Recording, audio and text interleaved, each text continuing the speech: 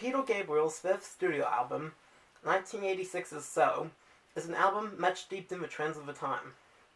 Around 1980, the music industry developed a collective obsession with African music, or at least what someone unfamiliar with Africa, such as myself, would believe African music to sound like. Peter Gabriel tends to pepper African instruments and textures throughout this album, resulting in a good, if somewhat dated, ambience. Also at play here are the boisterous 80s synths and the loud yet thin 80s drumming of either a drum machine or a drummer pretending to be a drum machine. Lyrically, the album takes the used coal salesman approach to songwriting. They are flashy and fun, but ultimately meaningless. Peter Gabriel's car has no engine, but that hardly matters when it looks like a Maserati is in your driveway. If you are on the market for what Gabriel is selling, then you won't find a better deal. You will never leave feeling scammed despite all the trickery. The album does feature a rather odd consistency to it.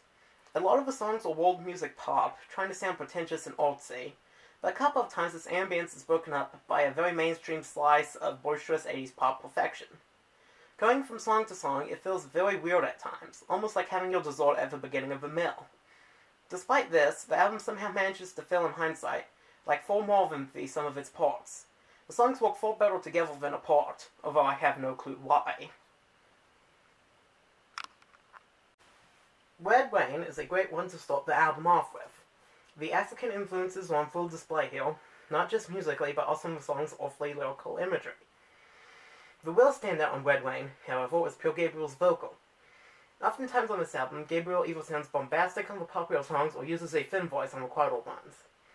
Here, Gabriel plays up the grit and age on his voice in order to give his vocal a more desperate-sounding feel, and it succeeds in giving this song practically all of its considerable impact.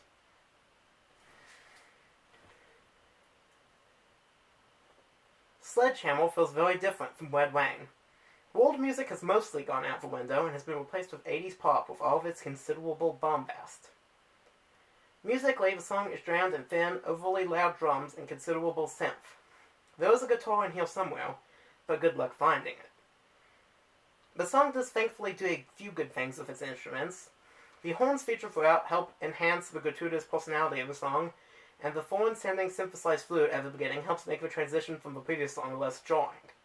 Peter Gabriel pulls out a very bombastic and a very confident vocal performance, something that works very well here. Lyrically, the song is essentially double entendre the song. The local imagery of the more world music-inspired songs on this album is very much present here, but feels much different. If the imagery before was orphy, then here it is plastic. The capitalistic doppelganger of the style of Red Rain. Overall, the song feels very big and dense, plastic and cheap. However, I do not feel this to be to the song's detriment. It does not feel half-cocked, however it goes all in 1980s glut and succeeds in being a very prime example of it. It is basically the musical equivalent of McDonald's. Everyone knows it's unhealthy, but that's all it really needs to be anyways, and everyone wants it anyways for that, so, who cares? Don't Give Up is a very saccharine ballad. World music is back, and the voices convey up awfully imagery once again, but the overall message of the song feels very hollow to me. I understand it's supposed to be like a comforting lullaby, and perhaps its placement directly after Sledgehammer isn't helping, but it feels like a very cheap and generic sentiment. Don't give up. Musically, it does keep a steady, minimalistic beat, and Kate Bush's guest vocals do sound very good. Indeed, her voice is quite nice and fits the part she is cast in decently well, but overall it feels like she's wasted on perhaps the least substantial song of the album. Also, I feel like she really isn't utilized properly as a second fiddle. She, quite unsurprisingly, steals the spotlight from Gabriel, which is really his fault anyways. I mean, you couldn't really have her be like a subordinated personality and really anything. I mean, she just has too much star power for that. Many of the other songs on here are also hollow, but they do so much grandstanding as to appear artsy or engaging. But Don't Give Up does not really have that to keep it going. It's not bad or annoying. It's just the album doing very little, although it is a decently pleasing thing for an album track. That voice again carries on the long, proud Peter Gabriel tradition of weaving a long-winded lyric that nevertheless creates a very engaging ambience. This is the frontier where prog rock meets prog pop. It makes you think it's a thoughtful song, and that it's very profound and whatnot, but if you look too closely at it, you realize that the lyrics are almost gibberish. It's really not so much different from acid rock in this regard. The style of musical spellcasting continues to serve very well here, making a very entertaining, though not very thought-provoking, song. Musically, that voice again is upbeat, but without the glut of Sledgehammer. It does slow down a bit too much at times, but overall it is very good.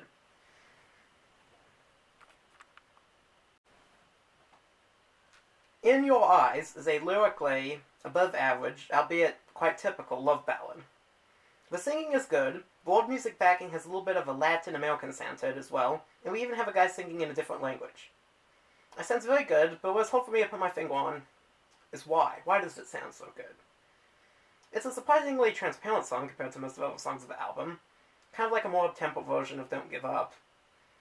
It may just be a ballad at the end, but honestly, I don't really understand what exactly makes it click. I mean, it's not like Sting or Rod Stewart could have done any better than Peter Gabriel does, so what makes it so good?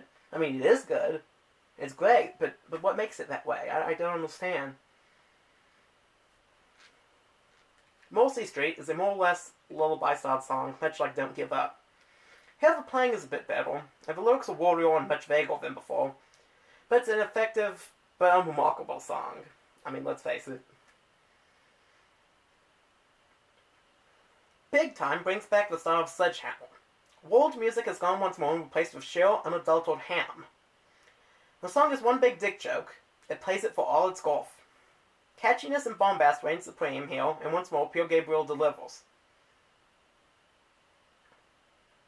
We Do What We're Told, Miligram's 37, is more or less movie background music with some sort of moralistic mantra recited at the end. Music from this time tended to be filled with these weird, savior pretensions, and this was like an exercise in that.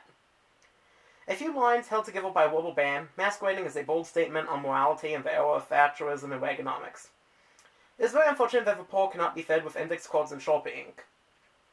At least this song makes the album feel like it closes properly, as opposed to cutting off suddenly at the end of Big Time. Overall, it's just, though, kind of a, wasted ending, honestly. You could have done something much better here, I think, at the end of the album than, this song. It is kind of just generic and kind of 80s movie music. So, before we go on to the rankings of the songs and the album, I do want to look always at the sleeve. Here it is. It's a very, minimalistic sleeve. It actually, I don't know if it was like a sticker or something on the plastic wrap, like some albums had when they were new, but there is no name whatsoever here on the album. It's just a picture of Peter Gabriel, and a very nice picture of that. I quite like this design, actually, for the front at least. I think it works pretty well. We've got then on the back, we have kind of this sort of, this is Peter Gabriel So sort of type font. That's what I call it. I mean, I don't know what else you really call it. So you've got big black font, which looks alright, but, you know, I don't think it has the same impact now as it would have had back in the 80s, because, you know, nowadays you can do stuff like that on a computer really easily. Back in the 80s, ooh, high fancy and high tech, you know. And you have his name in this blue kind of box, which I think looks a little bit better. You also got a thing here that says available on cassette and compact disc. I always like seeing stuff like that. It's a kind of a sign of the times for, like, when these kind of came out, kind of the late end of the original vinyl record era. Of course, you've got track listing, but overall, you don't really have too much going on here on the back. It is a very minimalistic sleeve, both on the front and the back. Although I do feel like the front works much better. Then you've got the Lionel notes. You got his name there on the kind of bluish, purplish, kind of Nintendo GameCube color box, I guess is what we call that color. Works pretty nice. You've got some stuff here. I mean, it's mostly just looks. I do like some stuff, like how the big and then the Big Time kind of cuts off there. It's kind of funny, I think. You've got some basic information, and it's like that on double slide. It's just kind of plain. This slide at least has a little bit of color ink on it, right? You know? And there's nothing really special about the record itself either. I mean, there it is. It's on the Geffen label. Kind of a nice label. I always like it. It's kind of very 80s looking, I guess, but overall it is a very nice thing. So yeah, there it is. I feel like the sleeve, it works decently well. It doesn't really scream 80s, even if the music on this album does oftentimes scream 80s, because is awfully minimalistic for the 80s. Like, you don't have a lot of, like, kind of, like, turquoise, kind of aquamarine colors with red or yellow or oranges with it, you know, like you'd expect to see at this time, you know, 1986. It's just kind of a nice black and white photo. I guess it kind of represents kind of, I guess, what was in on the more artsy side, but I kind of like that. The, black, white, and then this sort of, GameCube blue, kind of purple. It looks more blue on the sleeve, but it looks kind of more indigo on the liner, I think. It's kind of a nice color combination, I think. White, black, and kind of that blue color, whatever we call that. So yeah, overall, I think it is a pretty nice sleeve.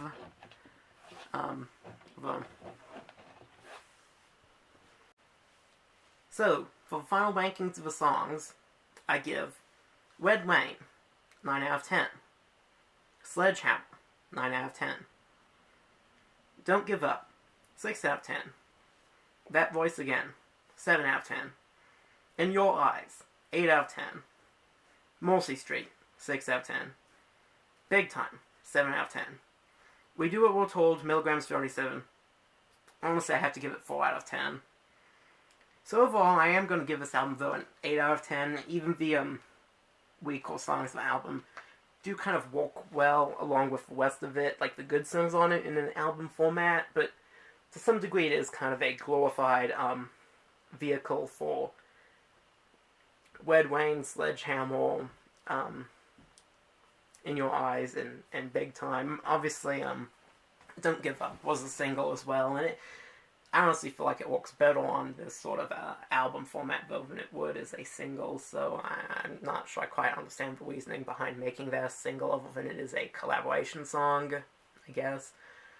But it does work, I think, quite well as an album, even if it has some awfully weak parts, you know. You get, you know, kind of a house of chords, but then you have a pretty solid foundation. You get the good, like, when it's really good, the songs are really good, and you get them kind of doing the heavy lifting on it, you know?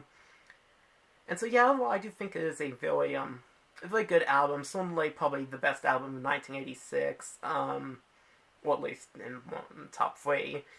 One of the best albums of its time, honestly. The later 80s weren't the best time period in music, in my opinion, and it is a really prime example of, like, what was still going on good in music at that time. I want to thank everyone who's watching this for having made it here to the end of the video and just for having watched it in general. Please be sure to like and subscribe and comment, because it actually does help these videos get views. And I hope you subscribe and, you know, look forward to the next reviews. I do have some Peter Gabriel's other albums that I will endeavor to review at some point in the future. So, once again, I want to thank you for watching, and have a good rest of your day.